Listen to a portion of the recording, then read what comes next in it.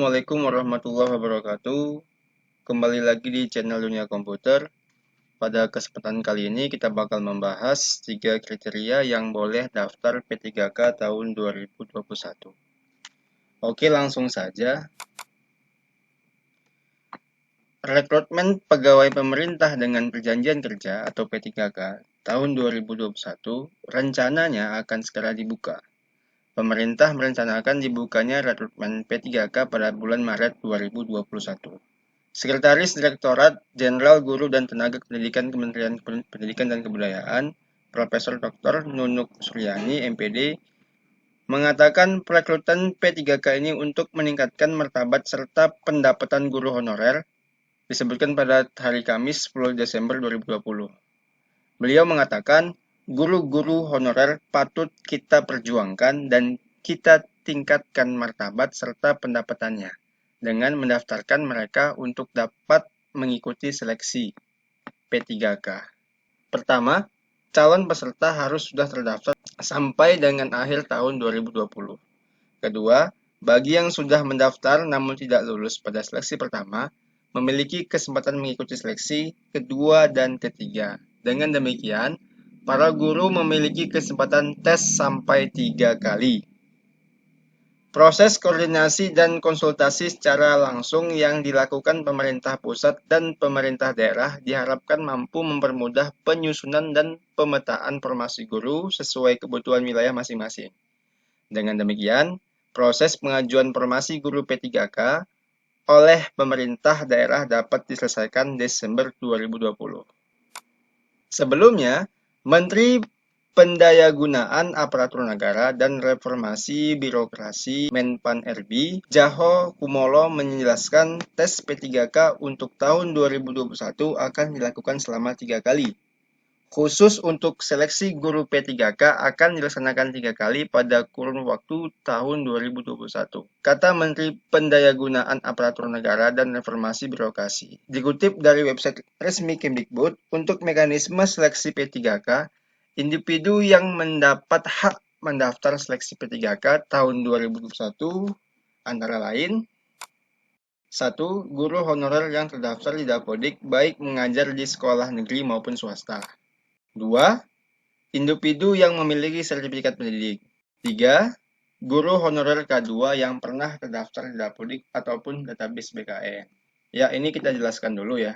Di sini guru honorer yang terdaftar di Dapodik baik mengajar di sekolah negeri maupun swasta. Jadi ini untuk semua guru honorer, baik itu yang dari Kemdikbud maupun dari Kemenak.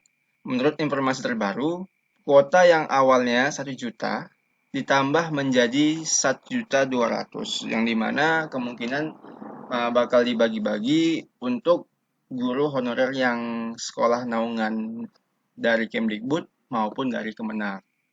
Yang kedua, ini individu yang memiliki sertifikat pendidik. Jadi ini untuk guru-guru yang sudah sertifikasi diutamakan. Dan kemungkinan guru-guru yang belum sertifikasi juga dapat mendaftar. Apa salah, kita coba saja.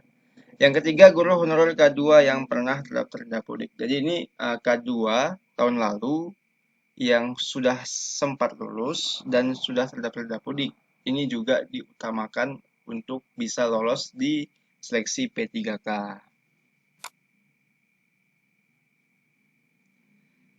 Nadiem Makarim menjelaskan rekrutmen P3K ini diberikan hak istimewa. Jika sebelumnya setiap pendaftaran hanya diberikan kesempatan 1 kali ujian seleksi per tahun, sekarang setiap pendaftar dapat mengikuti ujian seleksi sampai 3 kali. Jika gagal pada kesempatan pertama, dapat belajar dan mengulang ujian hingga 2 kali lagi di tahun yang sama atau tahun berikutnya. Begitulah penjelasan dari Nadiem Makarim. Sehubungan dengan persiapan ujian seleksi, Mendikbud menyampaikan materi belajar daring dapat diperoleh semua peserta untuk membantu mempersiapkan diri buat ujian. Jadi selain kita setahun dapat 3 kali ikut ujian ataupun ikut tes seleksi P3K, kita juga diberikan materi belajar melalui daring untuk mempermudah kita dalam mempersiapkan untuk ujian nanti. Kalau dari penjelasan Nadiem Makarim, akan ada materi untuk guru honorer agar dapat mempersiapkan diri sebelum ujian. Standar ujian seleksi ini akan ditentukan dengan sangat matang untuk memastikan kualitas mutu pembelajaran anak-anak kita terus terjaga. Nah, untuk alur pendaftarannya, para guru bisa mengakses di laman https://sscasn.bkn.go.id. Namun sebelum mendaftar, baiknya guru-guru perpal ijazah dulu melalui laman infogtk.kemdikbud.go.id dan pastikan data NIK, tempat lahir, tanggal lahir sudah sesuai dengan di KTP dan NIK-nya sudah terdata online di Capil ya. Jadi yang belum terdata online NIK-nya bisa langsung datang ke Capil, lalu ajukan pendataan online NIK-nya. Biasanya tuh kalau di Perpal PTK itu kalau nick-nya tidak online itu ada silang merahnya. Dia tulisannya residu. Jadi Bapak Ibu yang nick-nya tidak sesuai bisa dicek di Perpal PTK. Itu aksesnya hanya operator yang dapat membukanya. Tinggal dicek kalau ada silang merahnya itu artinya nick-nya belum aktif online. Jadi tinggal dicek aja koordinasi sama operator supaya data-data Bapak Ibu benar dan sesuai dengan KTP dan sudah online. Oke, sampai di sini semoga paham. Sampai bertemu di video berikutnya. Assalamualaikum warahmatullahi wabarakatuh.